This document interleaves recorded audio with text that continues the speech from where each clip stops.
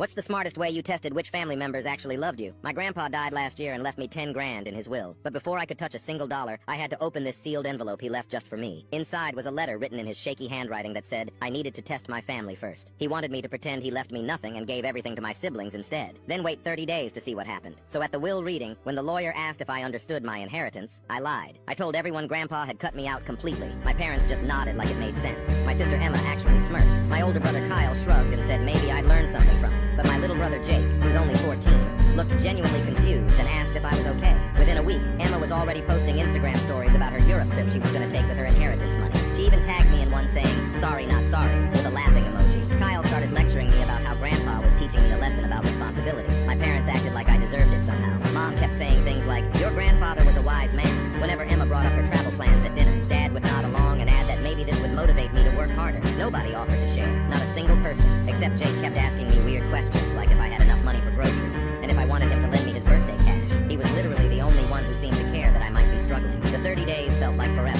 Emma kept bragging about booking flights. Kyle started giving me advice about budgeting and finding cheaper apartments. My parents would make these pointed comments about learning to stand on your own feet, but Jake would slip me $20 bills when nobody was looking and offer to split his lunch money with me. On day 30, I invited everyone to dinner at Grandpa's old house. Emma showed up wearing a new designer purse she bought early with her inheritance money. Kyle brought printouts of job listings he thought I should apply for. After we ate, I pulled out the real will and Grandpa's letter. I read it out loud, word for word. The part that hit hardest was, find out who sees your worth when there's nothing to gain. Emma's face went white. Kyle started stuttering about how he was just trying to help motivate me. My parents looked like they wanted to disappear into the floor, but Jake started crying. Not because he was upset, but because he was relieved I wasn't actually broke. He said he'd been saving his allowance to help me pay rent and was worried I'd have to drop out of college. Right then and there, I wrote Jake